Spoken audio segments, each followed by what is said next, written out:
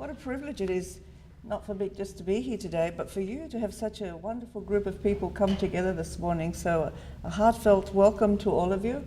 I want to thank Chris Lubienski because he's done a marvellous job in our college, keeping alive very important conversations and bringing people together to advance those conversations and those difficult issues that we're having.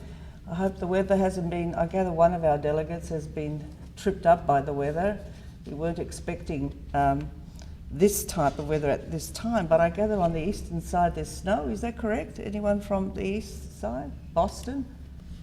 At this time of the year? No. It was snowing last week. Snowing last week. There you go. There are certainly strange things that are happening in our world, not only in education. But I've looked at all your the things that you're going to talk about and your record of achievement, and it's truly impressive, Chris. You've done a great job. Chris has asked me just to say a few words as the Dean, and you can tell by my accent that I'm an Australian, right? So America is, although all of us think we understand America, it is truly an extraordinary place and a very unusual place. And to come to be part of a college of education and lead it from outside of the nation, when education is exactly about nation building, was a challenge for the college and a challenge for me. So I do feel every time when I speak to American experts that they must think, well, who is this person and what does she understand about what the issues are? And the truth is they are different in every country, and they are certainly different here. Although there are many things that we share in common, there are some unique things. And I just wanted to speak a little bit about that because Chris asked me to set the context, and we know that education is key, right, to the individual and to the society. Everybody understands that. But in America, as elsewhere, the responsibility for children is with parents and families. Now you think that's an ordinary thing to say, but in this country it's married with something that's different from other places, and that is the funding of that responsibility when it's institutionalized. So the funding of schools and the control of education in the American imagination and reality is about local control. And that actually makes a big difference to everything else that follows. It also does something quite unique, which is, and this is not only in America, but certainly here it plays out differently, it becomes a domestic issue. You know, once you put education in the domestic domain, there's a certain status that goes with it, particularly in the education. So engineering is not domestic, law is not domestic, but somehow education, because it's linked to personal responsibility, local control, there's some things that converge around that. And even in the university, we fight. We keep saying we're a discipline, just like everything else. We belong here, you know, we do breakthrough research, we're a science. But there's a tug of war that goes there all the time in terms of policy and funding. And I know at our university now we're talking about a 30% cut, which is unrealistic. But where do you think that 30% is going to go? The first thing they say, we can only do what we can afford, right? And education is not always an affordable thing in terms of what it produces. So I think that first thing, I don't know how much it's part of your consciousness, but I'm very, very conscious coming out of Australia, which is more level, you know, because we pay for schooling through income tax, right? So, you know, everybody gets the same. It's kind of level. And it reminds me of having met somebody who told me this kind of, so I suppose it's a joke. He says there's a Finnish person and an American. And the Americans say, oh, I love Finland, you know, you guys do wonderful things and you have a terrific education system and terrific X, Y, and Z. And the person from Finland says, yeah, we do pretty good. You know, we're usually number 2 or 3 in everything that we do. He says, but you Americans, he says, you are number 1 and number 10. Which is exactly what is unusual about this country. At the very best, it's just superb. Nobody can compete yet. Everybody wants to compete with what is the very best in America, in schools, in early childhood, in colleges, in universities. It's just superb. But at the cost of a long tail, right? That's the cost. It's the cost of freedom and choice. You know the language. the degree to which freedom and choice, married with the domestic, coalesces for us in the policy domain is absolutely extraordinary. And I feel it every day. And the debates then that come out are hot, very hot and angry and, you know, not very amicable. And they're arbitrary. A lot of it is very, very, very arbitrary. So I just wanted to say that as what I've experienced in this domain. I left Australia, I was recruited, and I thought the sorts of things that were happening in Australia, particularly the No Child Left Behind and the testing regime, was influencing the rest of the world because they look at the number 1, they don't look at the number 10. Right? They look at what happens at number 1 and says, this must link to it. But you know that it didn't. All it did was torture the number 10, you know, the drill and kill. But even that, in Australia, we're saying, oh, we have to have standardized testing. We have to bring in this kind of stuff. And so when I was recruited, I thought, oh, maybe I can go and join some good people in a good country that's so diverse, where you can say that this is not the case. This cannot happen. So I got to tell you, just when we left, it was at the height. It was before the war, and you know, and before the election of Obama, of course. At that point, when those things were very hotly contested here, but drifting into other worlds.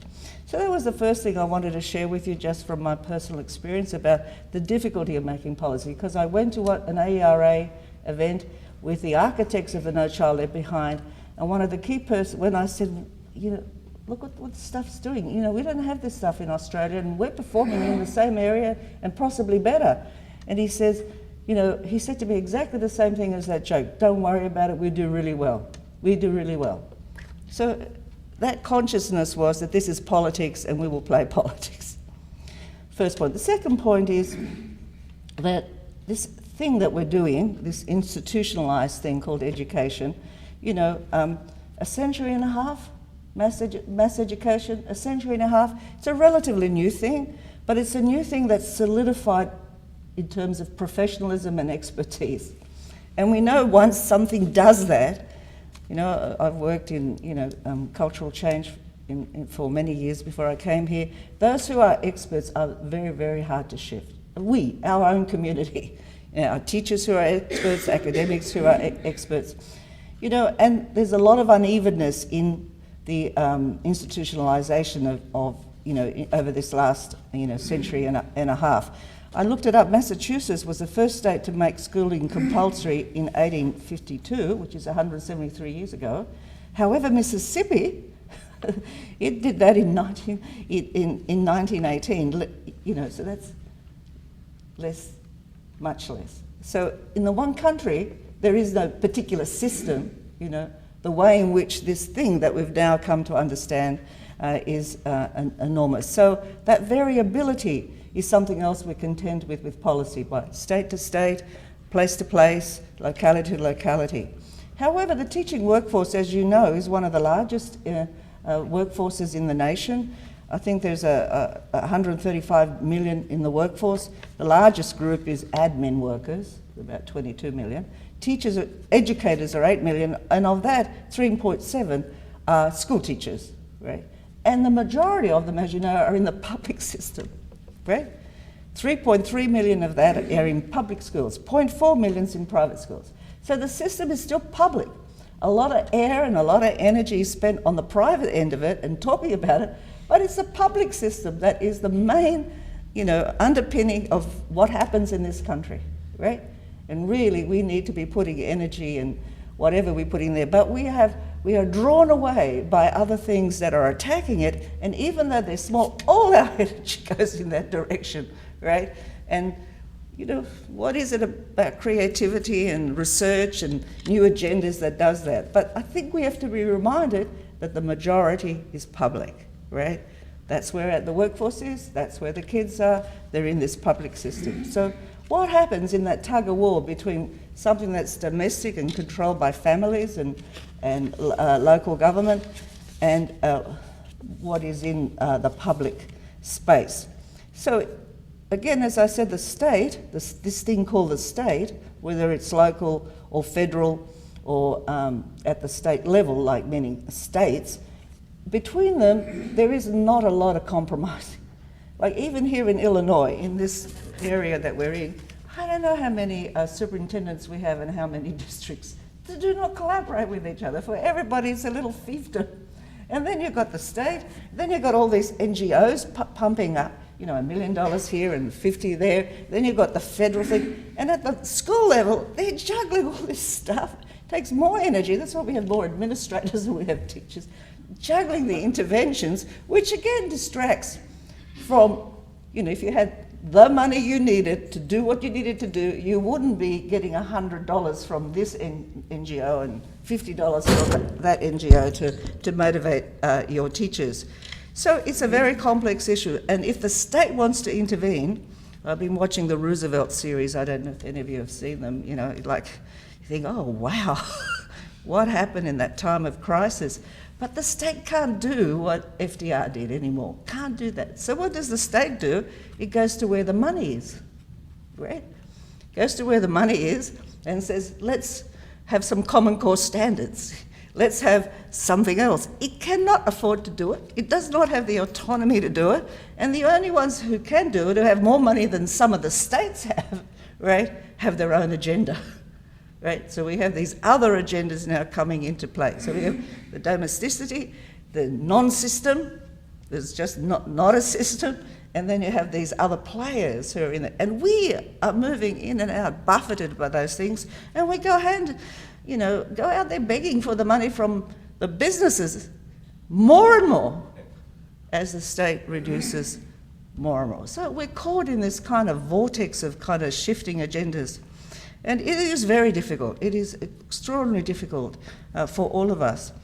I have to say that in the College of Ed, like many colleges around the country, although we think, we're highly ranked, right? Highly ranked. Number 5, our curriculum and instruction. Number 6, our special ed. The college is highly ranked. How can you tell highly ranked people, scholars, that they've got to change what they're doing, right? Well, we have tried for the last 3 or 4 years to say, teacher education, we've got to rethink it. Not only are we being attacked by everybody, but the ground is shifting. What do we do? And Chris can testify to this, and anyone in our college, how hard it was to get faculty to be interested.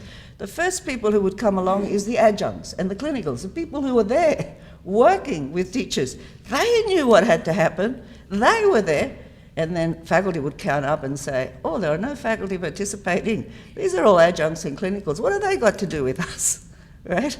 And the people who administer it. Very hard to say, guys, something is happening. We have to do something. How do we get closer to the schools? How do we relate? How do we rethink our practicum? How do we think about the content? What's the knowledge? What are the skills? What are the sensibilities? You are the faculty, right? How about you determining what that is? Right? How about you actually doing that? But it was very, very hard because we're chasing Gates and we're chasing, any NSF. We're trying to stay alive, answering the questions at the margins, whereas the core business, the actual core business, all the research that we're doing in all domains should be about what happens to the lives of those kids in our schools, right? Which is our core business. And yet, the professionalism, right, has taken us in different domains. And of course the unionisation as well, because the unionisation, I've been a union member all my life, was about protecting the workforce. But it wasn't always interested in what the workforce did in the classroom, right? And as their conditions get worse, that distance gets bigger. And we have to kind of collaborate more closely in that process. These are all policy issues for us because they get confused at the phenomena level, rather than at the level at which they have effect. So I just don't want to say much else other than to kind of reinforce. I wish I could be with you for the whole time because as a leader, I need what you guys talk about, right? How does one make decisions if it isn't good people getting together to kind of address the very things that matter to the nation and to the individual? And I say that not as hyperbole. At graduation, I come after engineering and business, right? College of Ed. So engineering gets up, woo, everybody yells and screams. Business comes up, everybody yells and screams, they got houses. Then education comes up with this little group of people. And the only thing that I can do, and I do every time, I say, without us, you wouldn't be where you are. And the whole audience roars and claps, all that, because they know that, right? Because that's of the heart and they know that reality. But when we get back to work, it isn't like that, right? And getting to collaborate makes it very hard. So you are talking about those things. You're talking about how we address them. And I just want to say that for me, what the main issues are for me, well, the first one is funding. And we have failed on that and we don't know how to do it and it's very complex and we give up on it, right? Whilst ever we go on funding schooling the way we fund it in America, the unevenness is part of the parcel, right? Part of the parcel. And it's very hard. You know, you either become a communist or a socialist, or any time you talk about any kind of public good, you drift into this language, right? But it is key, and the rest of it is kind of very hard to do. Teacher preparation is very key too, but those two things, the professionalism and the unionization, makes it very hard for us unless we come together and collaborate, and we can. See, I believe that we can, but it has to be a collaboration, right? How do we, I watched I had 200 people at my house yesterday for a Greek Easter party, plus, because I'm not allowed to do religion in America, you know, as a dean, spring. We also celebrated spring. And we had paganism, you know, I think we're all going into to pagan rituals as a way of addressing special moments. But I had a student of ours come to look after the children. And it was a very diverse group. The kids were all strangers to each other. There were a lot of kids in all different ages.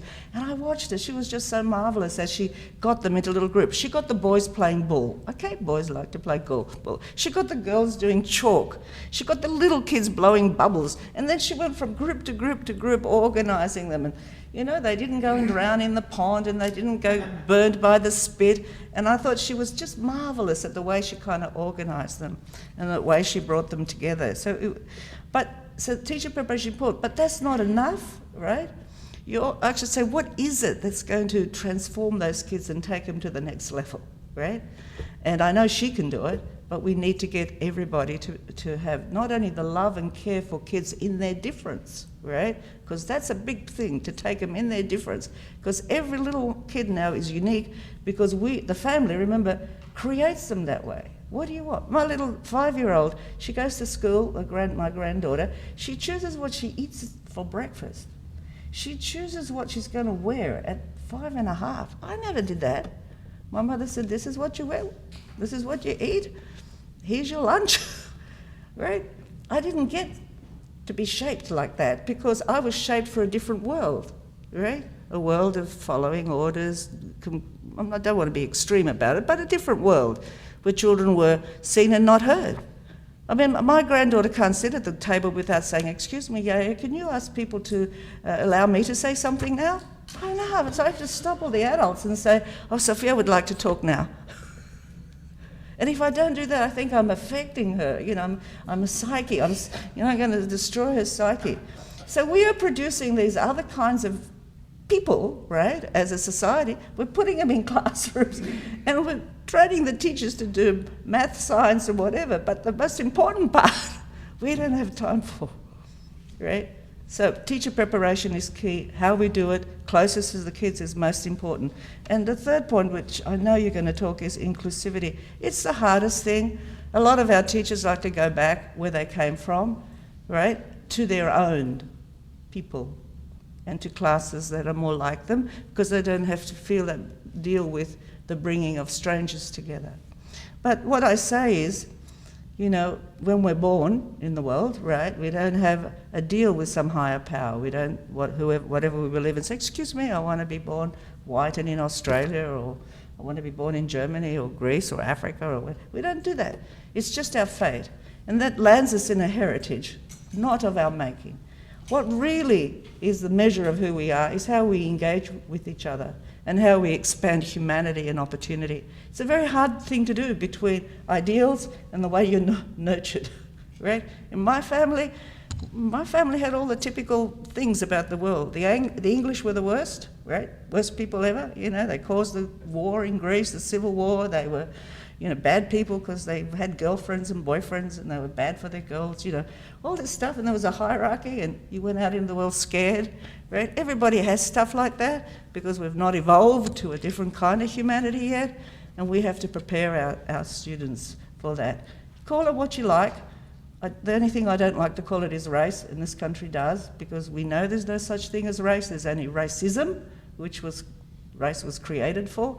But then we get caught up in all kind of language like that. But inclusivity is key. And for me, the two policy issues that are really important is what we call diversity, and one more is technology. Now, the book, the institutional classroom is technology. It was technology. Some people didn't like it. It broke up families. The gypsies that I work with in northern Greece, they don't like those classrooms. It's a technology that destroys their culture. They don't want to be there, right? The comics were technologies that were introduced to spoil people's minds and turn them into fascists when they first were introduced. Well, the new technology has affordances that we haven't even begun to explore for achieving our goals. It's that thing out there where people, but our kids are there in that space, society's in there in that space, and we're very slow to understand the affordances. We're quick to buy the tools because Apple and Gates in there selling us things, and we did rotten things on them, just as we did with books when we first started, right? So the challenge for us is that how do we understand inclusivity, diversity, the complexity of humans, and what are the technologies, you know, the affordances? Is it buildings? Is it classroom? Is it one teacher? Is it 3 teachers? Is it 5 people? Is it the world? What is it? They're the issues that are going to achieve our goals.